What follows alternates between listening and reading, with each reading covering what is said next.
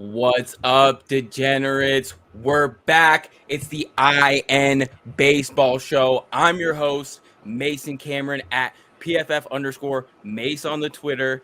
And again, joining us, we have the brilliant Mike Burland and Brenden Fleming to break down everything that's been going on in the month of June around the majors. And I can't wait to talk about it. We picked the perfect time, boys. Not only are there a ton of storylines for us to follow, a lot of action going on, but also we're going to be laying rest to some teams today too. So Mike, how are you doing? How has the summer been treating you? What's on your mind? How are you living? Yeah, good to be talking baseball again. You know, we got a lot happened in the month of June. Um, Getting close to the All-Star break, trade deadline. So, like we said, put some teams to rest, including some ones that hit home. So, excited and sad to do that. So, Yep, exactly. Brenden, how are you doing today? It has been a crazy month.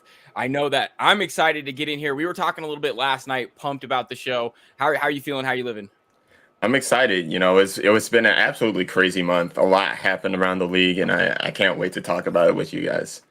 Yes. And of course, and as Mike alluded to it earlier, as many of you guys that watch this show know, as fans of the Rockies, the Padres, and the White Sox, well, not so much the White Sox. The White Sox still have a little bit of a chance there, but for the rest of us, it's not looking so good. So today, the end of June, the first day of July, we're not even to the stretch. We're not even down the stretch, but we're going to be laying to rest some teams. So for starters,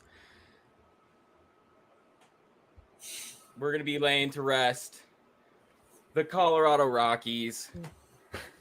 They're done. It's out. I mean, we've been done since the beginning of June. So, I mean, I'm all for it. I'm good for it. But, we also have to lay to rest some teams that we didn't expect, Mike. Your Padres. What happened with your Padres? Let's just go through it just a little bit.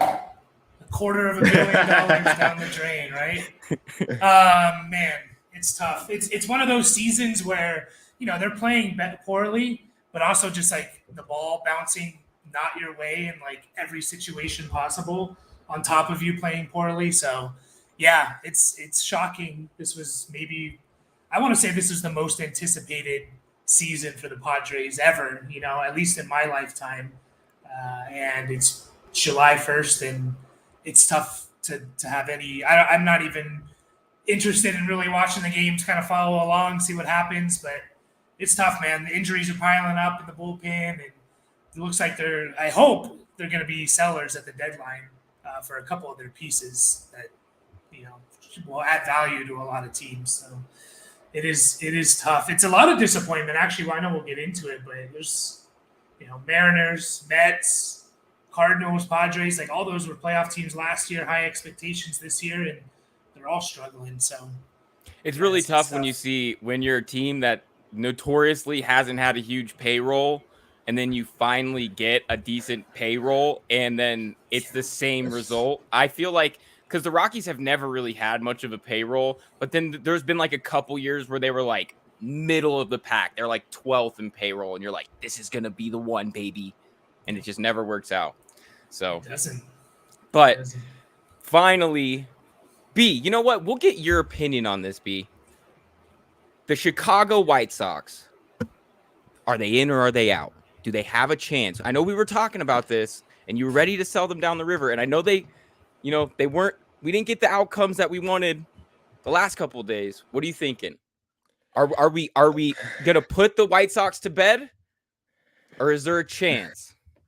I will say there's a chance, and not because the White Sox have been, impressing as of late. It's because the rest of the division is just so bad. The rest of the division is not good because the top team in the Minnesota Twins is at 41-42 right now, which we'll get into a little bit more as we go into the divisions. But everybody else has to play outside of the division, and the White Sox have looked pretty okay within their division. So those division games will be key for the White Sox until they play, the Tigers, the Guardians, and the Twins again. They still have a shot at 5.5 back, even though they're like 12 games under. Well, there we go then. So then I guess we're only putting 2 teams to rest this week, and we're going to reevaluate the next time. So, B, you can keep your hat on today. You are the lucky winner.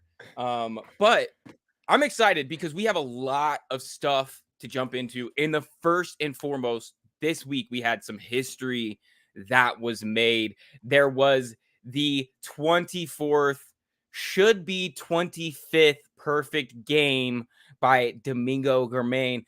What do you guys think of that? That's crazy. And actually, you guys might have to help me with the baseball lore. I'm not exactly sure what you guys mean when you put in the notes here, should be the 25th. Why don't you guys break that down and what you guys saw with that perfect game? Because that's crazy. Let's start with you, Mike. Yeah, so the should be 24th. There was a Tigers player. This was like late 2000s. I think it was 2010. 2010, okay. Armando Galarraga. He threw a perfect game. Last out, it was a ball hit to first base. Miguel Cabrera has to go over and get it. Pitcher's covering. Pitcher covers. He gets the out, but the umpire calls him safe. And this was before replay. And it was clear. It was not even close. It wasn't even like a bang-bang play. It was the last out. Umpire called him safe. If you look at the replay, he was clearly out. So before replay was implemented into baseball. So, yeah, it's tough. Jim Joyce, I think, was the umpire, and he feels like terrible about it. If there's the interviews afterwards, so it should be 25. I wish they would just go back and change it and just say, you know what, we have replay now. Like if there were replay, and baseball was so slow to bring on replay. I think this was one of the things that kind of got it maybe kicked into gear a little bit. But yeah, it should be 25 games, but officially in the history books, it is not a perfect game. So yeah, you should check that out. And the thing is, I'll have to go check that out because I actually didn't know that. That's a piece of baseball lore I had never known. But the other thing is, with a game like baseball where it's very I don't know what the word segmented, where it's very like, you have the innings, and if you get to a point at the end of the game where an outcome isn't going to really change much, like, you always have like people in the NFL who are like, oh, there was that pass interference in the last 2 minutes. If they didn't get that, they win the game. But it's like, yeah, but there's still 2 minutes left to play. Yeah. If it's like the last out or the last play or something, like, let's throw this guy a bone here. That's history. Yeah. He got the next guy out too, which is even more like, all right, let's just go back and let's do this. But made this guy get 28. Yeah. It's tough. All right. Man. That's crazy. B, what do you make of this? We don't see many dominating performances from like some pitchers like this. I didn't see it coming from Domingo Germain. Maybe you guys saw it, but what did you make of this performance here? Absolutely did not see it coming from this pitcher. He had a couple of starts before where he gave up a few runs. He's sitting on a 4 ERA right now, 4.54 ERA. And it's just the stars are aligning. It's just one of those things where everything has to go right for you. And it's 9 strikeouts in this perfect game. It was a good performance from him. It's one of the toughest things to do in sports. Definitely the hardest thing to do in baseball, since it's only happened 24. It should be 25 times. So you can't sell short the achievement. It's very, very good piece of history to happen. Just a couple nights ago. Go ahead, Mike. Go ahead. No, I was going to say, to build on what Brenden said, his last 2 outings before the perfect game, he gave up 15 runs, 15 hits in 5 innings across those 2 games. So no one saw that come in. It was against the A's, and people are discrediting it, but no one's no-hit the A's this year or had thrown a perfect game against them. So, it's interesting, the debate of, is it the hardest thing in baseball? There's also the hit 4 home runs in a game. I think that's happened even less than the perfect game. So I'm curious to hear what you guys think. Maybe, I don't know if there's something else that's more impressive in a single game, in a baseball game, 4 home runs, perfect game. That's a good question because I think my first initial reaction was like, isn't there there's like a cycle for home runs, isn't there? You hit the one, you hit the Solo, two, 2-run, 3-run, and yeah, then grand 3-run slam. grand slam, and that happened like a couple years ago. If I'm trying to think, but I think that my initial thought was that. But then again, if your bat's feeling hot, like that's 4 really good at bats. Like that's still Yeah. amazing, but there's still a little bit of luck to that. Like you got to have somebody on, like Yeah. there's a little bit of luck into. I don't think that there is anything in baseball that's harder than the perfect game because I mean, I guess yes, you are relying on your fielding to some degree, but man, some of these guys just come out and there's some longevity to it because, like, as you guys know, if you're throwing a bunch of pitches, like, even if we've seen it before, we've seen it this year where, you guys will have to remember, you guys will have to remind me the name, but wasn't a rookie taken out in his first start while he was no hitting somebody just the other day? I'm trying to remember, but I'll have to look it up. Remember what you're talking about. I'll look it up, but he was taken out for the bullpen. Well, it's because he had a bunch of pitches, and that's not that weird for a manager. So for a guy to come in, dominate, keep his pitches down, and be able to finish the game in that dominant fashion, I think that might have to be the hardest thing, maybe the hardest thing to do in sports, frankly. Yeah, I would say so. I mean, again, to me, it's either that or the 4 home runs in a game. But you also have to have 4 at bats. You're not guaranteed 4 at bats in a game. True. Whereas every pitcher, there's 2 pitchers every game that have a chance to throw a perfect game. And it's only happened 24 times. I think it is the toughest thing. I mean, of course, you can say like, oh, score 100 points in basketball, but that's just there's only been one guy to do that. So yeah, technically. Yeah. But then you could say, well, scoring 120 points is even harder. So, yeah, it's tough to know what's the hardest. But I definitely think the perfect game is just so hard, man. It's you see so many bloop singles, infield hits. You walk a guy, you make an error. So it happens all the time. So I think it is the perfect game. Yeah, because we have seen all those ones where a guy's dicing and then somebody in the outfield just falls asleep on one in the gap that they could have had, and it's just over like that. Or even in the infield, it's worse when it's like on an infield blooper and like the pitcher and catcher are kind of like bad communication on who's picking this one up. I know that somebody actually, I wish that I had a better memory and could remember names, but somebody ran into their pitcher. A catcher ran into their pitcher earlier on in the year. Yeah, that was a Cubs pitcher. Was it? Okay, Yeah. Oh, so good. Then we don't even care about that. All right. No. That was a perfect game too, right? I think it was a perfect game. I think it was a perfect. It was pretty game. late. Like it was 8th inning. It was 7th or 8th inning. I'm pretty sure. Could you imagine your pitcher, your catcher's probably like distraught, but I don't care. You would not be able to console me. I would literally be like, we need a new pitch or we need a new catcher right now. I can't work with this guy. There was also a White Sox game earlier this year where they were in New York, where there was a miscommunication in the outfield that cost a no-hitter. Oh my gosh! Or like the center fielder is calling for it. Yeah, and they both just like backed off of it, and it just fell right in front of them. Gosh, you hate to see it. Did you hear about the minor league team that threw a no hitter and lost like 7-5? Even though they threw a no hitter. Yeah, I think it's an Angels minor league team where they threw a no hitter, but they lost 7-5. That's hilarious though. Actually, that is hilarious. So I mean, that was the biggest news, at least for me, of the month. We don't ever see it, and it happened at the perfect time. We were actually just a little behind the scenes. We were scheduling this show, and then the next day he threw this. So that was pretty nice. So, but some other crazy news. Luis Arraez, guys. Wow. I don't even know what to make of this. Every time I turn on Baseball Tonight or ESPN or something and they're talking about Luis Arraez, it's always some new feat that's never happened since like the 40s. Like 4 straight 5-for-5 games or something just absolutely insane. So right now, 390 average through the first half of the season. The big question, boys, is he going to get 400? B, what do you think about that? It's certainly possible. He's showing me that it's possible, because anytime we think, oh, he's finally coming down to earth, he'll go on an insane 500 batting average stretch over like 10 games.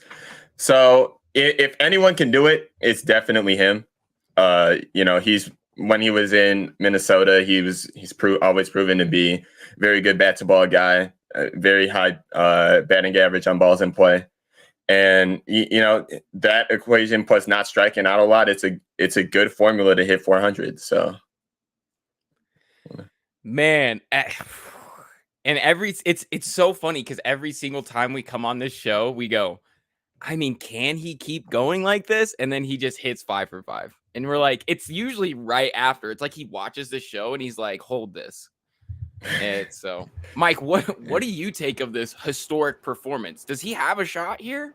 Yeah, he definitely does. I mean, like Brenden said, every time where you think, I think it was like late May, or maybe when we did the show, he was like down to 380, and then by the end of the first week of June, he was back over 400. Like, it's just insane what he's doing. He's going through a bit of a slump, if you can call it that. I mean, he only has 2 hits in the last 3 games, and so he's down to 390.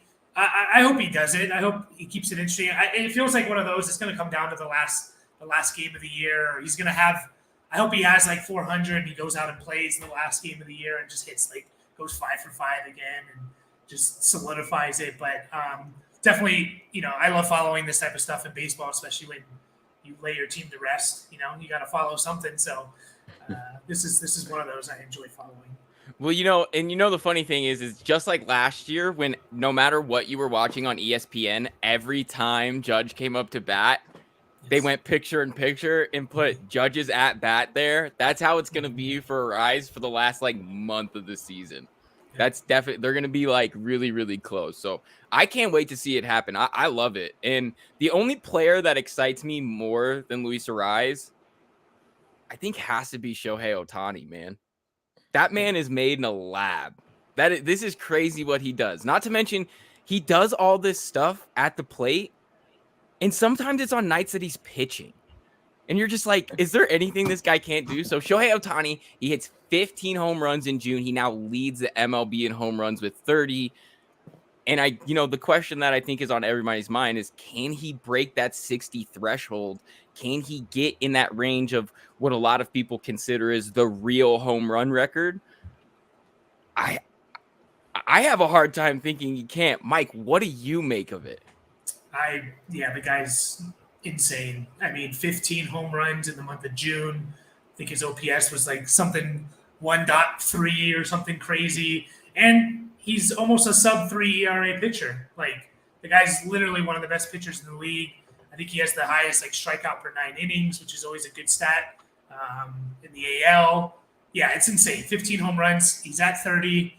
He's basically on pace to get to that 60 mark. I think he can do it. I think he's one of those players that he can step it up a notch. The weather's warming up and we see it. He's on fire right now. And I hope he's another guy that the Angels are kind of my team now that I'm going to start. I want to see the Angels make the damn playoffs. And I want to see Shohei and Trout just take over, an entire playoff run and just, go on a run with those two guys. And Ohtani's insane. He has to be MVP unless something drastic happens for the AL. And I think he can hit 60 for sure. I'd love to see it. B, what do you make of what Ohtani's doing right now? Well, I'll add is that he's not just on pace to hit 60 right now.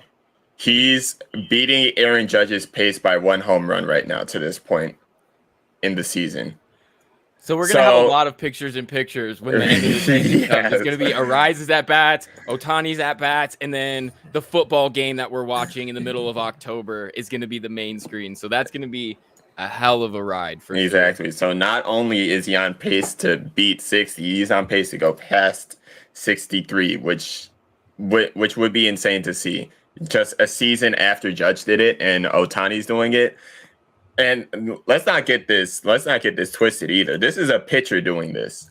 Like the White Sox were in Anaheim this week, and we faced Shohei Ohtani on the mound. He struck out 10 batters and hit 2 home runs in that game. Who does that? I can't even do that in MLB The Show. No shot. So it's definitely amazing to see. He's already amassed 6.7 wins above replacement thanks to being both a pitcher and a hitter. And the next closest player on the team has like 2. So yes, Mike Trout is just under 3, 2.9. So, Shohei Ohtani is a cheat code. No question about it. It's definitely, we're witnessing greatness. Probably will be the greatest player of all time when it's all said and done if he keeps at this pace. And what more is there to say? I think you said it perfectly. And Mike, you said it earlier too. I can't wait. I really do hope they also make the playoffs, because as baseball fans, we have been starved. And one of the big issues with baseball, I feel like, is, a lot of people say like they don't know how to market their stars and things like that. Okay, maybe, but I also think that there's a issue when the biggest star in your game, the best player in your game, or maybe the top 2 of the top 3 players in baseball over the last 5, 6, 7, 8 years, whatever, has been Mike Trout and Shohei Ohtani. And we don't get to see them in the playoffs very often. So we don't get to see them on the big stage. A lot of people don't really, they play on the West Coast. So a lot of the East Coast is asleep by the time they play some of their games. So it's going to be interesting to see. I love seeing big players in big time moments. And I think that when you put like Mike Trout or Shohei Ohtani in some of these series, who's going to be able to beat them when they're on? If they get hot at the right time, watch out. Watch out, because that's a team that could absolutely be great. Absolutely. Yeah, definitely. I mean, I want to see it. I want to see it too. Yeah. So another player that's playing great, and we're looking at Acuna, on pace, 40 home runs, 70 stolen bags. What are we making of this, B? Acuna is playing lights out. He's playing great. What are you making of it? It's just, I don't know. There's so many great players this year, and Acuna is definitely up there. I think he's a shoo-in for NL MVP at this rate, amassing 4.9 wins above replacement, which I think is maybe top amongst like pure batters in the league. 20 home runs, 37 stolen bases is an amazing mark to be at to this point in the season. It's been the best player on a great Atlanta Braves team. I'm really hoping he gets to that 40-70 mark, because that would be yet another side by side to see on ESPN, as we've been mentioning. Yeah. The great thing though, this is the thing that I've started to come to the conclusion of with the MLB. If you think about the MLB, I think that the rule changes throughout the years and just kind of the way that the game has evolved has been akin to keeping old records alive and stable. So like the oldest records don't really get broken.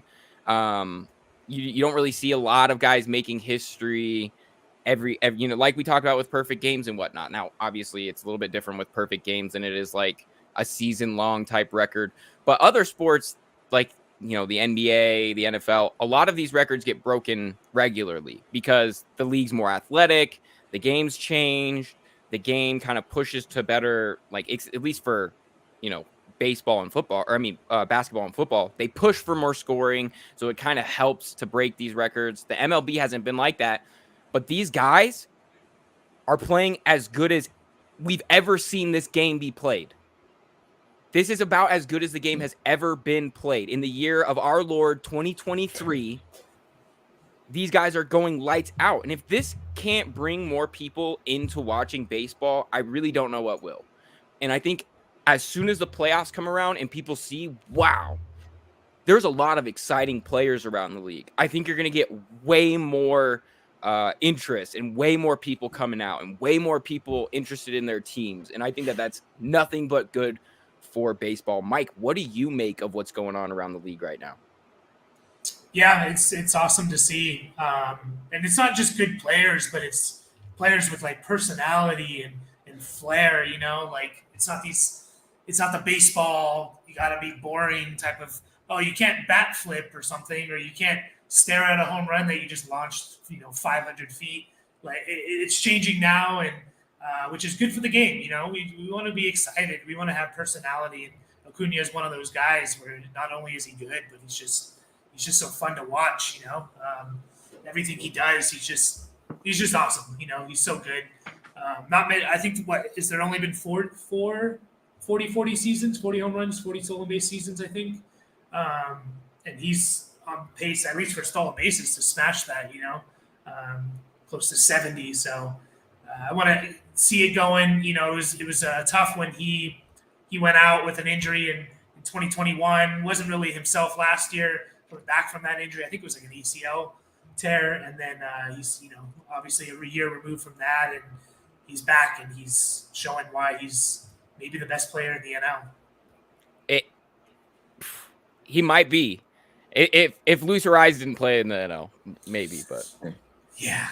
I mean, it's tough. He's leading the NL in runs, stolen bases, slugging, OPS plus. Like, I think he's definitely the favorite for the MVP. But yeah, it'll be fun to see. it's going to be a race at the end. That's for sure. For sure. That is for sure. So, in the last bit of kind of individual stories that we have going around, the all-star teams were revealed. And I got to get your guys' opinions on some of these teams. So, I actually have it right here. Let me see if I can't share it. Yep. Okay. So, we have the rosters here. We have the American League. We've got the National League. Real quick, I want to get your guys' opinions on the rosters. And if you guys think there's any surprises that made the teams or any snubs that really should have made the team, Mike, we'll start with you. What are you thinking about the American League roster here? Yeah, I don't think there was too many snubs really. I mean, maybe a catcher like Adley Rutschman, you could say from the Orioles, but I don't think he's played as many games. Just kind of double checking that, but I don't think he's played as many games as Jonah Heim, and Jonah Heim's had a great year. I think this is a solid roster. You can't really. I mean, maybe Seager being on there. I know he's missed a lot of time as well. I think he's only played in 50 games so far, so he's missed about 30 games. So maybe Seager being on there, but I mean, the 50 games he played in, he's been, smashing the ball. So, yeah, I'm curious, Brenden, what do you think? Is there any big snubs here for you?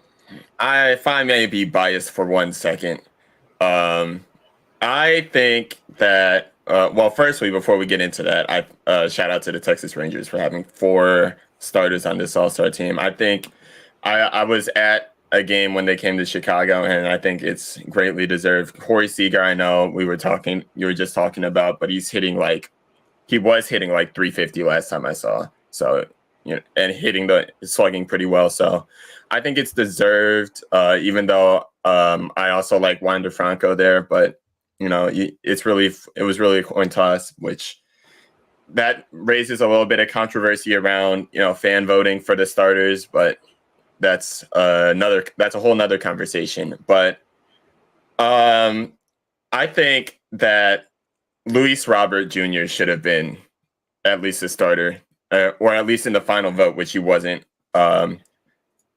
If I may pull up his stats real quick, he's near the top of the league in wins above replacement and slugging.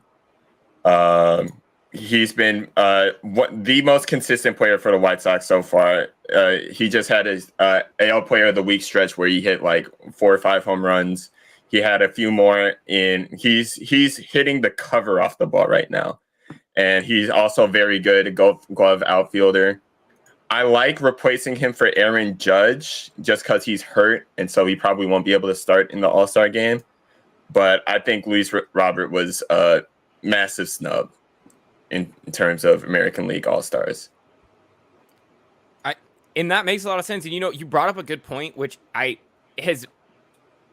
honestly has been my holdup with every All-Star, Pro Bowl, anything is please stop letting fans vote. I love fans. I love the fans to death. a lot of us don't know what the hell we're talking about. Please let people who really watch the game and have an opportunity to like earn a vote. I think that these like all-star games and things need to be kind of like a litmus test of who's going to be your like all-pro team type thing. And I know that they don't really do too much of that in the MLB exactly. Like they give away gold gloves and silver sluggers and things like that. So I do get that there is some degree of it, but not exactly like all pros like they do in like the NFL or the all NBA team or things like that.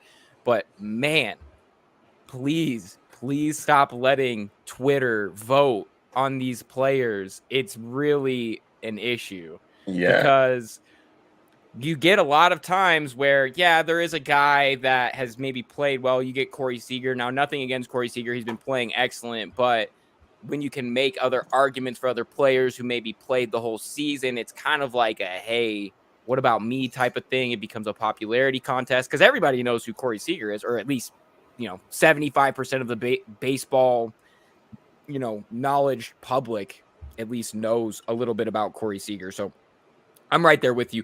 And the same question to you guys for the National League. We have a lot of really good players in here. What did you guys make of the National League roster? Let's start with you, B. I like it. The only glaring surprise for me is at shortstop Orlando Arcia, but he's been having a great season in Atlanta. A nice breakout season for them. I don't think there's a lot of snubs per se on here. I think everybody was going to be on this roster anyway. And I will say Nolan Arenado is a little surprising considering the season that the Cardinals are having.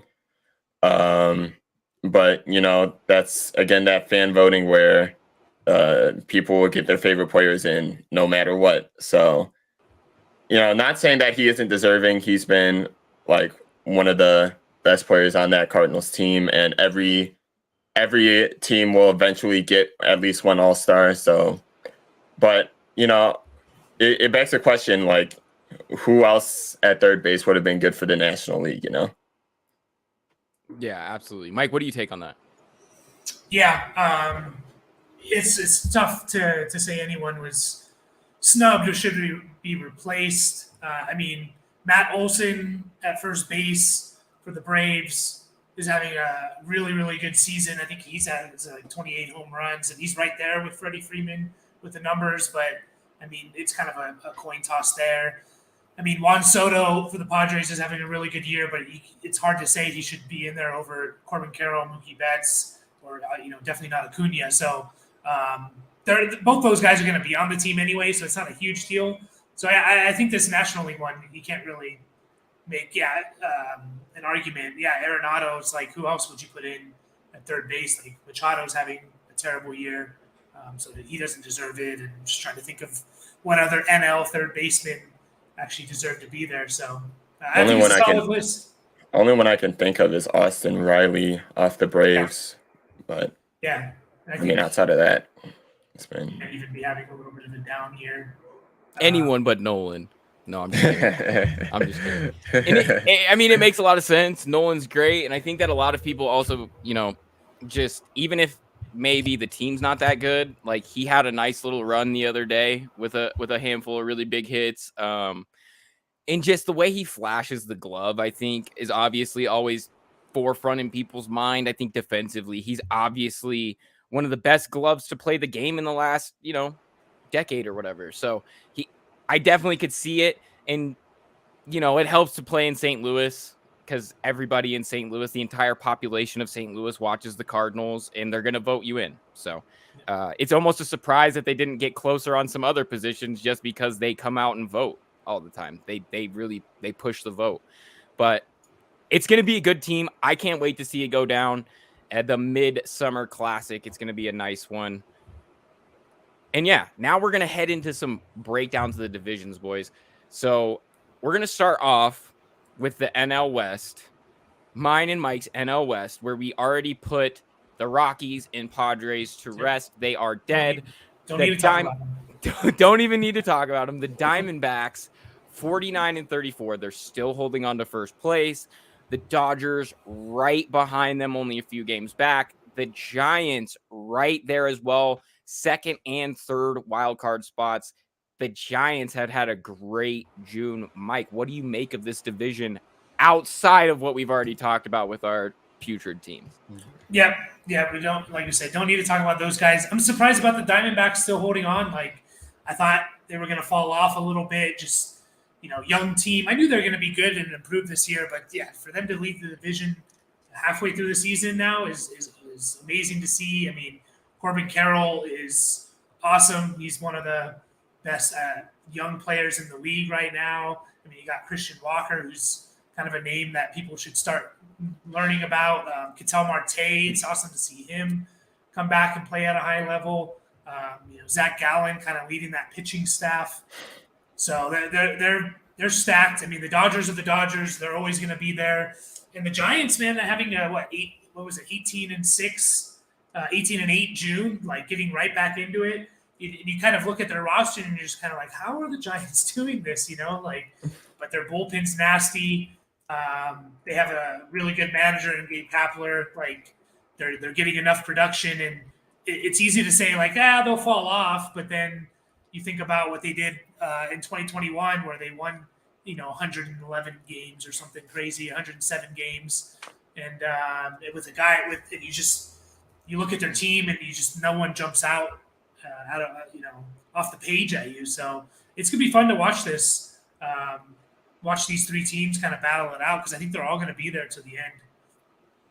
And then even after that, you're probably going to see, like we talked about, they're in a really good position to hold the second and third wild card spots. So that's going to be an interesting one. B, what do you make of what's happening in the NL West right now?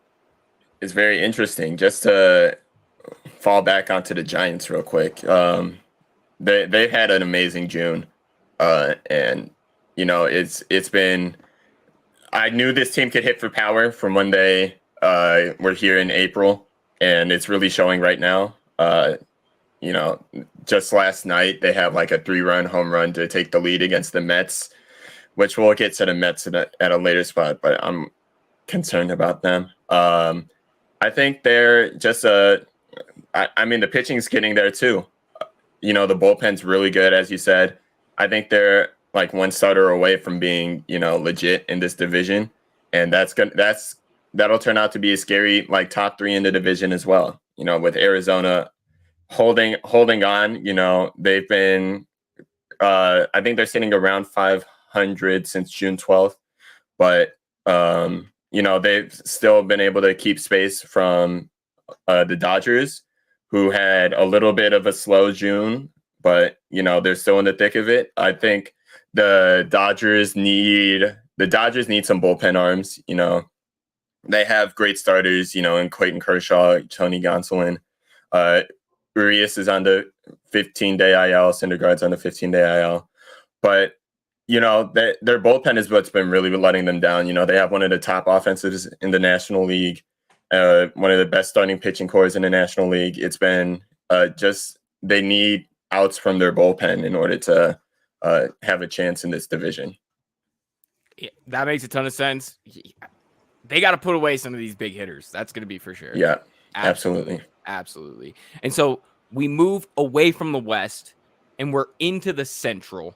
We have the Reds took first after a huge June from the Brewers. So the Brewers are right there as well, right in the mix for first place in the Central.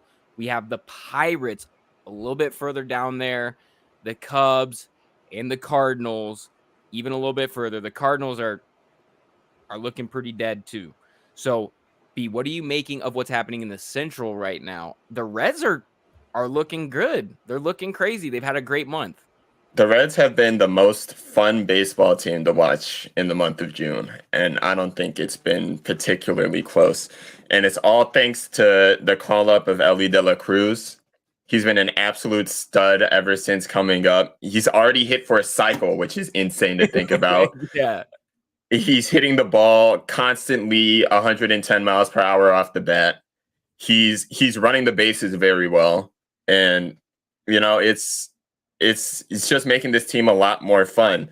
I think the Reds are about a couple pitchers away from being actually legit contenders.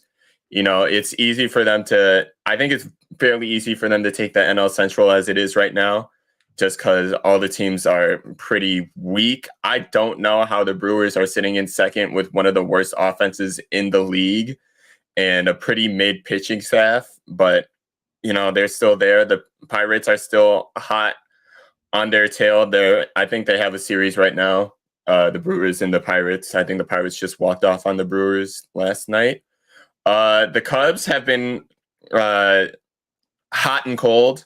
You know, they've been, you know, winning 5 straight, losing 4 straight. It's been that type of cycle for them. But, you know, Marcus Stroman has been, you know, one of the best pitchers in the league so far. And there's no talks of the Cubs trying to extend him, which I think is extremely foolish of them. They should put a blank check right in front of him the way he's been pitching this season. If they do want to contend it within the next few years. But, you know, this division is one of the weaker divisions in baseball. I think it's the Reds to take right now.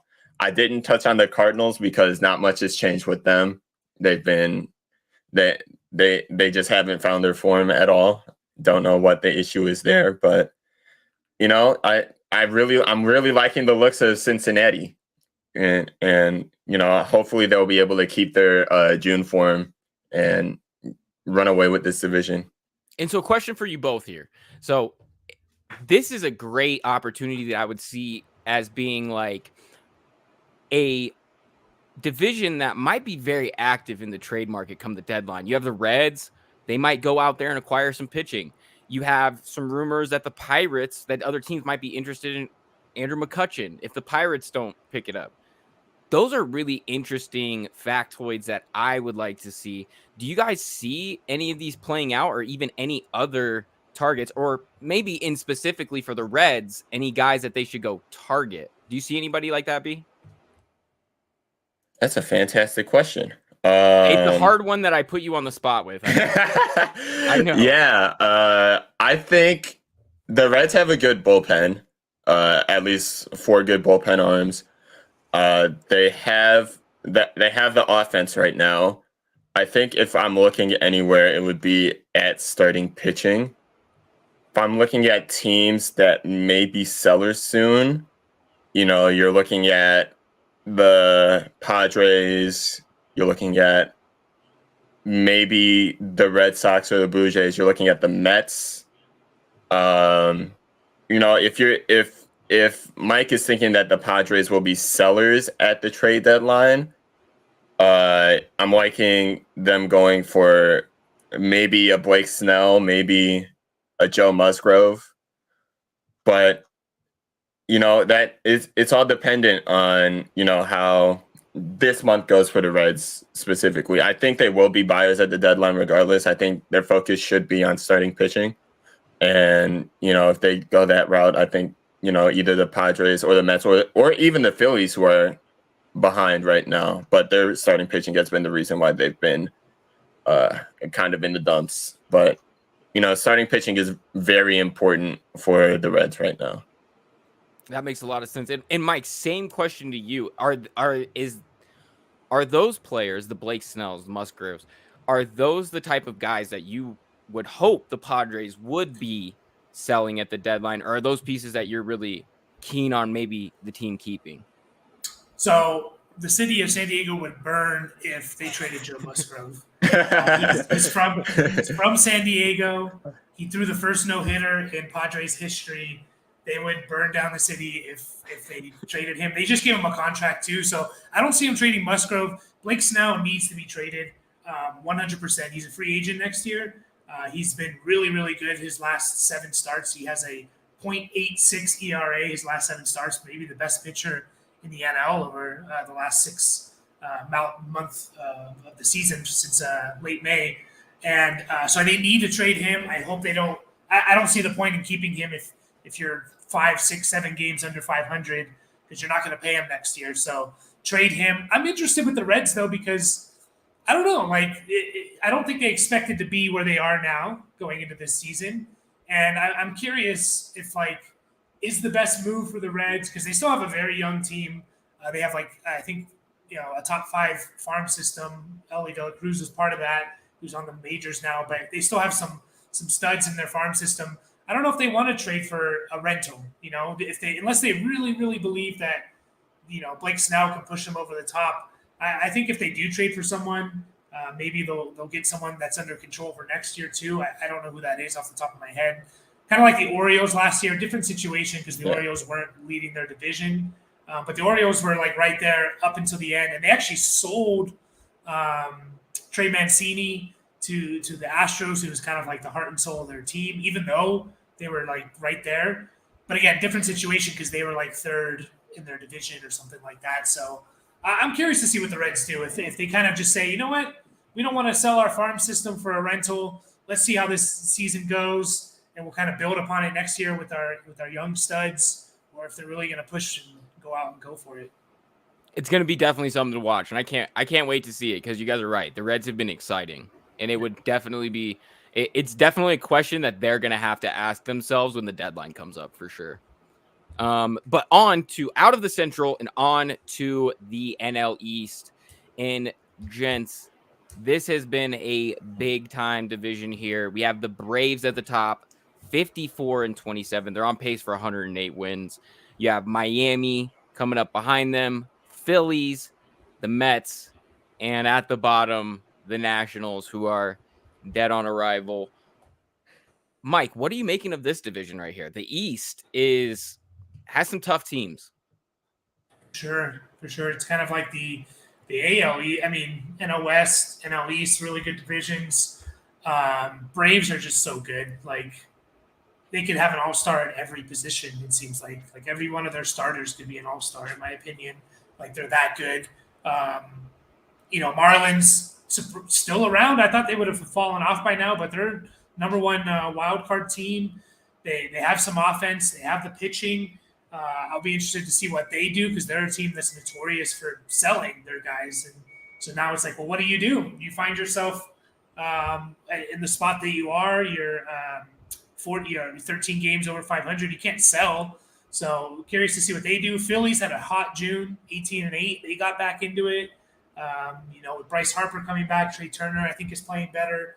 So they're kind of right there in the wild card. So it's a three-team race in my opinion. But it's just the Braves division. I mean, to me, it seems like it's the Braves and Rays, like a crash course to the World Series. Those teams seem to be a step above everybody. Of course, anything can happen in the playoffs. But Mets, they're right there with the Padres, man. They went out and spent all this money, and I think they're dead. They have a worse record than the Padres. They're 10 games under 500.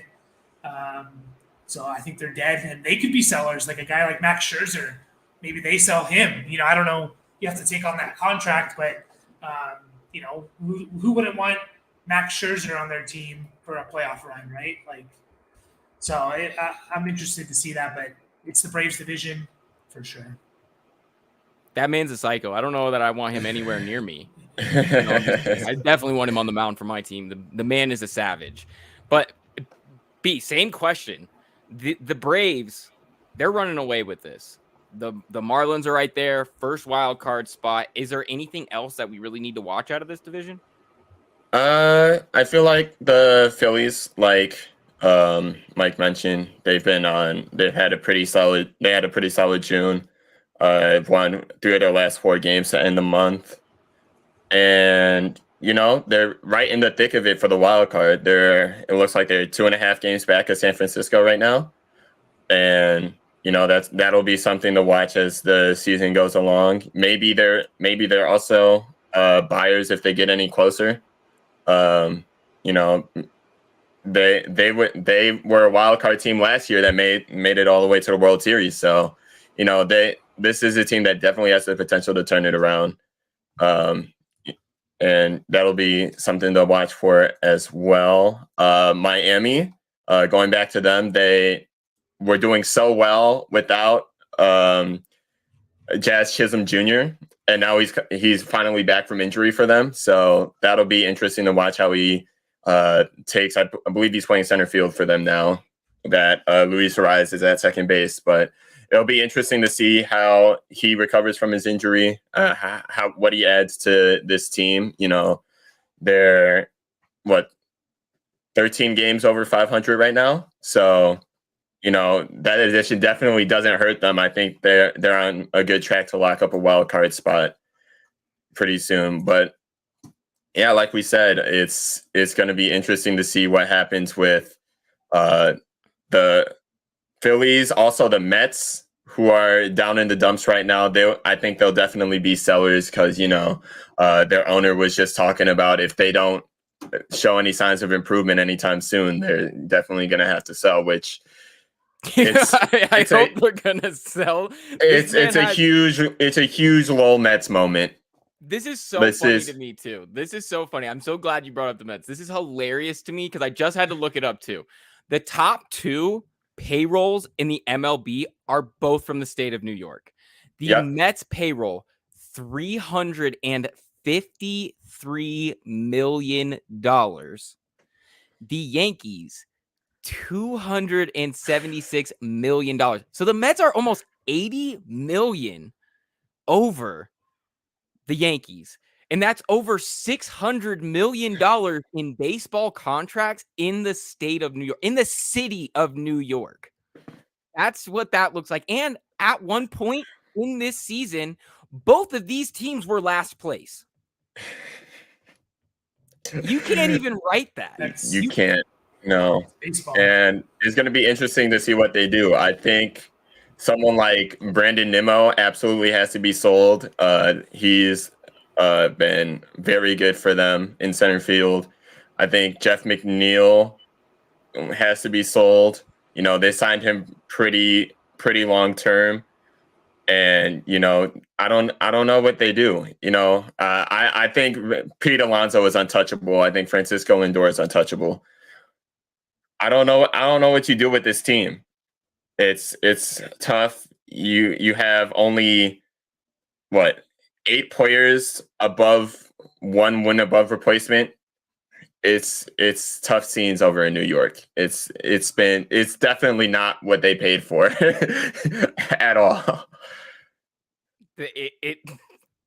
To have that much money in payroll and to be that bad. I know we were talking about it earlier, but it's just perfect. It is just perfect. So anyway, that's it for the NL. Now we get to move over to the AL, and we're going to start with the West here. We have the Rangers still holding on to the top spot. They just made a couple of acquisitions. The Astros right behind them. They're in the 3rd wild card spot. The Angels a little bit over 500. They're covering there. Mariners, Athletics. The Athletics are obviously dead, and they're on pace for 42 wins on their way out into Vegas. So, Mike, what do you make of what's happening in the AL West right now? Yeah, still Rangers are holding on. I think they've been struggling a little bit as of late. I think they had a kind of a average June, so they didn't pull away or anything. But Astros are right there. I've been notorious for saying, to me, it's still the Astros in the AL until someone dethrones them. I know I mentioned Tampa Bay is really good, but I mean, you can't ever count out the Astros. So they're right there. They're in the 3rd wild card spot. It's kind of shocking with the Mariners. I mean, they're up there with the Padres, the Mets, the Cardinals I think a lot of people consider the Mariners potentially as the 2nd best team in the AL. And they're 4 games under 500. Now, they're not dead because I think they're still only 4 or 5 games out of the final wild card spot. So they can get it going. They kind of did it last year where it was earlier than this, but they started off pretty poorly last year and then they got super hot and obviously made the playoffs. For me, the biggest question in this is you got the Angels, they're 4 games over 500, 44 and 40. You're 2 games out of the wild card. At this point, you can't trade Ohtani, right? I mean, I know we still got a month. A lot can happen. August 1st is the trade deadline, but you're sitting at this where you're only 2 games out of that wild card spot. Will they trade Ohtani? Or are they going to go for it? I'd like to hear, Brenden, what you think about that. with the whole Otani and the Angels situation. I hope they don't, but yeah, it's tough. Yeah. Me personally, I think if they fall any more than they are right now, like if they fall further than 2 games back by, July 20th, 29th, 30th, they kind of have to. What does I Otani don't- cost? What is Otani going to cost Your entire you farm in trade? system. Yeah, I was just about Your to say, entire literally farm system. every your top 10 farm prospects, like You're gonna have to give up someone with a lot of control, I think. Yeah. And you're gonna have to give up some established major leaguers, some people with a lot of control. Because you got to think about it. You trade Otani, Mike Trout is still gonna be there for a little bit, and he still has some good years left. So it's either for the Angels, either you re-sign him for like your entire left leg, or you trade him and get back a haul that you can like build around Mike Trout. And I think if the Angels are still like 2 games out or even 1 game out by the time the trade deadline rolls around, I think they're buyers. I think they're already starting to buy. They got Mike Moustakas from Colorado, and I think they believe. I think they believe they have a nice shot to make the wild card. And I think this is the best supporting cast Trout and Otani have had in a while. So I think it's very possible for them to, get a sniff of that 3rd wild card spot. And I don't know if we had a show between when that game happened. We did not. Can we just talk about the fact that the Angels absolutely dusted my boys? I was doing some things and talking to some friends, and people were keeping me posted about the score. And I was just in shock. 24-0, 25-0. Oh, they scored one. It's 25-1. And then just to add some insult to injury, it was almost like they looked in the dugout and they're like, we'll take you. Come over here, just like you're playing on the playground. And the bullies took your best player, and now you're the bad news Bears, but without your ringer, without the one kid that rides the dirt bike and shit. So I'm shocked, but I think that shows how good this Angels team is. And as much as like you're gonna run into a situation where they obviously have to ask a question about what they're gonna do with Otani, they're kind of in a really good position because, like we put it, if they decide to trade him, if they decide to sell, they're gonna get an entire farm. They're gonna get a bunch of quality major leaguers.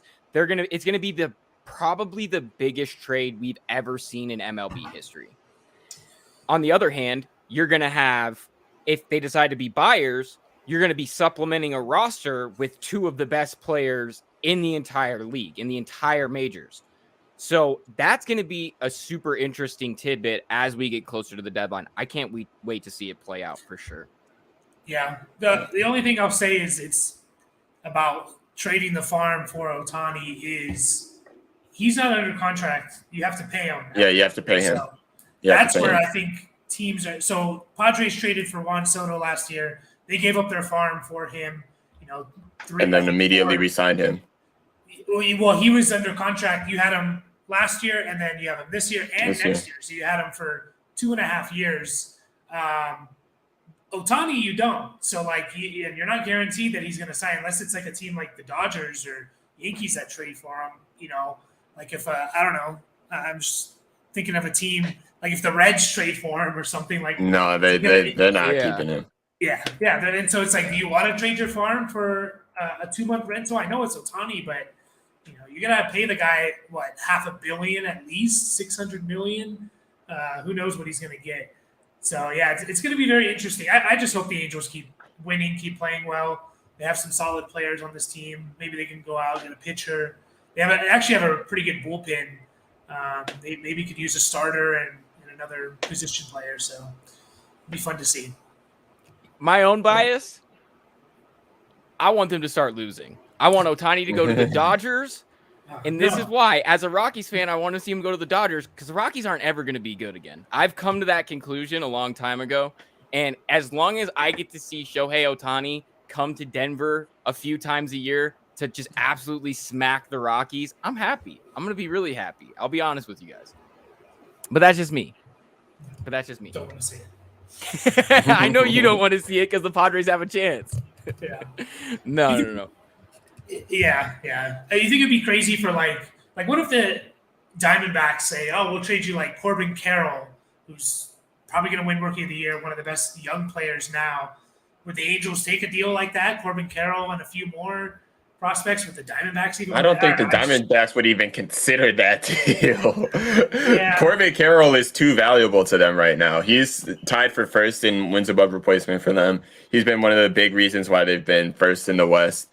I don't think that's smart for the Diamondbacks, personally. I think it also comes down to just like what we said before.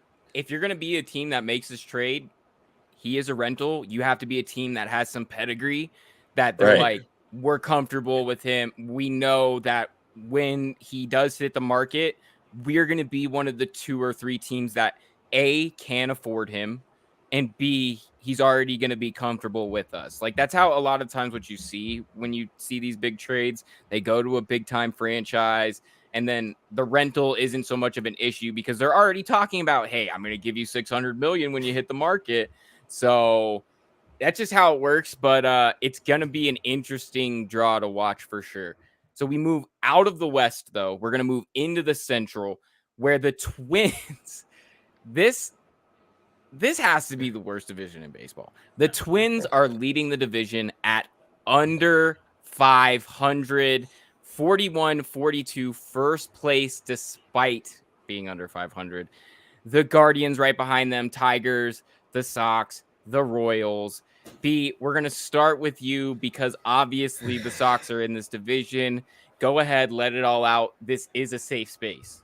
Kind of, maybe a little bit. No, you know what? I'm going to be optimistic.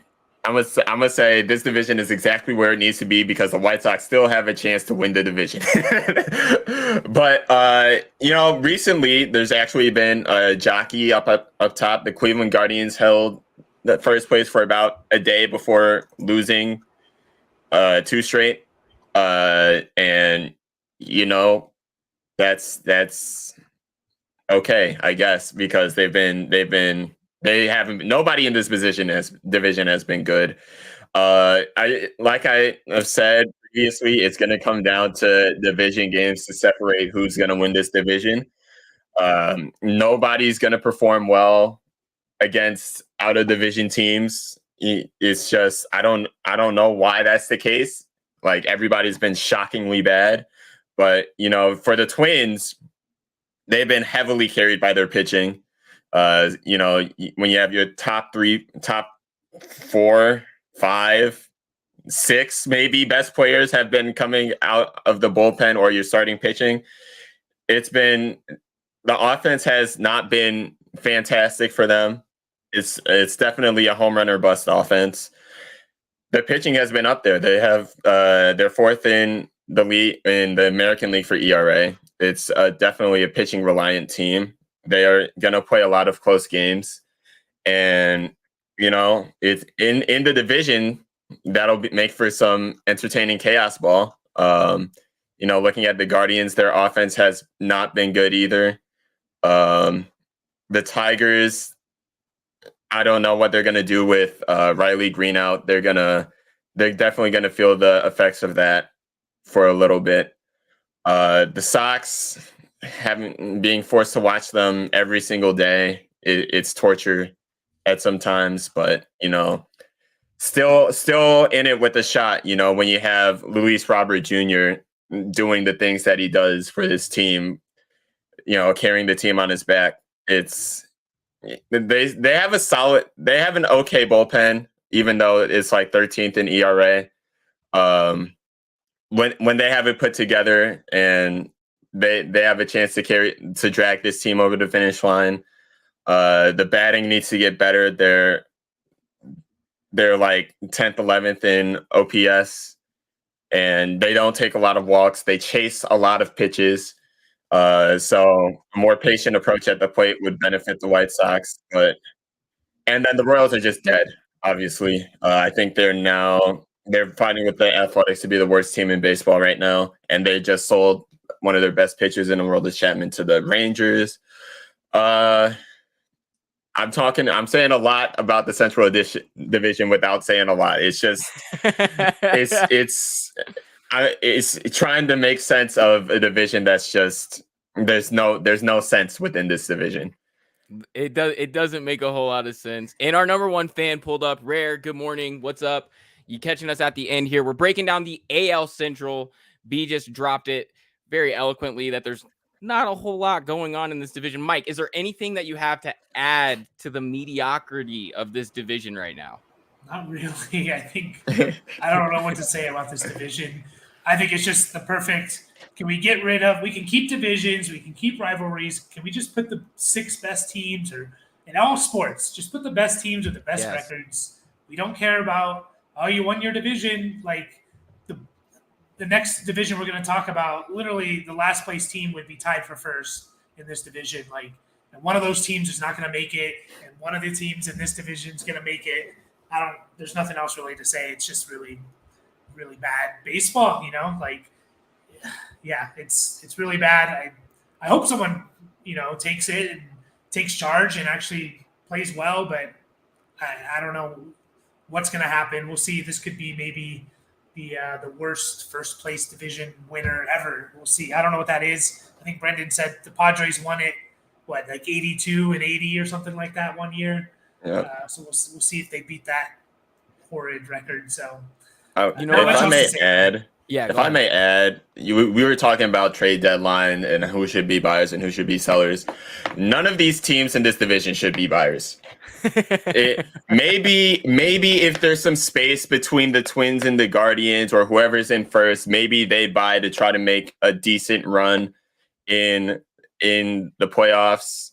None of these teams should be buyers as it is. Everybody should be selling. And it's so funny that we put this too, because we were talking about like rivalries and divisions. It's like, do you think any of these teams care when somebody else from their division is like really in town? Like, I don't think that they care. I think that rivalries change every year with any team, and a lot of the times it's about like who's playing good ball. And so if you're all playing bad ball, I don't think most people care. We just want wins. I don't really care who they come from. Just give me some wins. So it's going to be an interesting draw. And like you just said, B, if they're really close, none of them can be buyers because it can change like that. And they could just be out of the playoff picture. But if you just sold like half your farm right to lose the division. And now you're completely out the playoffs. And now you're in rebuilding purgatory. Yeah, no man's land because you traded your farm for a single player who just didn't amount to much. But so we do move on to the last division in the picture here, and it's a doozy. It's a juggernaut. The AL East. The Rays sit atop the AL East on pace for 109 wins. The Orioles right behind them. Yankees, Blue Jays, and the Red Sox at the bottom. The most interesting tidbit is the last place in the AL East is tied for first place in the AL Central. You just cannot write storylines like this. Mike, what do you make of what's going on in the East here? Yeah, it's just a monster division, and they keep going, they keep it going. You think they would beat each other up a little bit, but I think we're going to see a little bit more of this with playing less division games, and now you play everyone in baseball. Orioles are still, surprising, still holding strong. I think, the Rays are pulling away a little bit, but Orioles are there. They're in the first wild card spot. Again, I think kind of like with the Diamondbacks, we expected them to be better. Not sure if we expected them to be this good, but it's good to see those teams finally be good again. The Yankees, they're kind of holding on. They're treading water, and they're doing well doing that, without having Judge. Their pitching staff has kind of been decimated all year. And despite that, they had a just under 500 June, so that's kind of what you need to do when you got your big MVP out. The Yankees are actually pretty interesting to me just because they can get back some of their guys, Carlos Rodon and Nestor Cortez. If they get those guys back, along with Garrett Cole, Severino maybe pitching better. We'll see from Domingo Germán, who just pitched the perfect game. If he gets it going, they can have a really, really strong starting pitching staff to go along with a really good bullpen. You get Judge back, they're an interesting team to kind of watch for, I think, in the AL. I don't know if they can catch the Rays, but, they can kind of separate themselves in the wild card. There's a lot of dominance in this division right here. B, what do you make of just how good this entire division is? Like, I think when we see things like the two divisions we just talked about, it makes so much sense for the best teams in baseball to go to the playoffs because you have divisions that have 5 teams that are better than every team in another division. So it's a super interesting to watch these juggernauts of the majors just absolutely beat each other down and still come out on top and still play great ball. What are you making of what's happening in the East, B? No, it's quite literally the best division in baseball, and it is pretty close with the way the NL West is shaping up right now with those 3 teams at the top. But the Rays really did not have to do much outside of going pretty close to 500 or a little bit over to take this division easily, and that's kind of what they're doing right now. They rattle off a few like really good win streaks for themselves, and they're actually building one right now. They in Arizona, I believe, right now. Oh no, they're in Seattle, but they took 2 of 3 in Arizona, it looks like, and just are in Seattle primed to take another 2 or 3 games there. So all they really have to do is tread water, and they can pretty easily coast to the best record in the league. Baltimore, I like to say that I kind of saw this coming for them. They've had a very good season. They had a very good end to their last season, which I think was a good telling of how they would come out this season. And they're looking pretty good. Unfortunately, have lost their last 3 games. But in Minnesota, they have a good chance to bounce back there. The Yankees, I think, very much need Aaron Judge in the lineup. 11-0, the last 2 results aside, the offense hasn't been too great without Aaron Judge in the lineup. And with him, they've been, of course, having Aaron Judge in the lineup is a huge boost. So it'll be interesting to see how they keep playing without Aaron Judge in the lineup, how they recover with him in the lineup. And then the other 2 teams in there, Toronto, very unlucky to be 4th at 45-38, but that just tells you the quality of the teams that have that are in that division. They'll definitely need help on the pitching front, in my opinion, if they do want to make a run for the wild card. So maybe they could be buyers soon. I think so trading someone like Alek Manoah, who had near a Cy Young season last year, but has completely fallen off this year. Don't know what's going on with him. But maybe trading someone like him, knowing what he can do, for some pitching that has proven themselves this year, maybe that benefits them. And then Boston, teetering around 500, that's normally like 4th place or 3rd place in the division. It would be 1st place in the AL Central, as we have said, but they're kind of unlucky. They're kind of trying to figure out what's going on, but I think they're actually performing a little bit better than I would have expected them to this season, despite being 1 game under. But overall, all that to say, this is probably the best division in baseball. Yeah. No question. Yeah, that might be an understatement even. And it's just so funny because the thing that rings true in my mind every time I see Aaron Judge play, because we're talking about how they could really use Aaron Judge, is it's like, what happens when you put a Pro Bowl defensive end in your outfield? Like, that's exactly how it looks, especially when he like crashed into that gate. He made an entire metal bullpen gate look like it was nothing. He literally rolled through that shit. So I can't wait to see him back. I can't wait to see this division punch it out, for the wild card spots, because it's definitely going to be an interesting go. But gents, that does it for our June wrap up. We're going to be back talking more baseball. So everybody make sure you stay tuned. And of course, go over to the website, importantnonsense.com.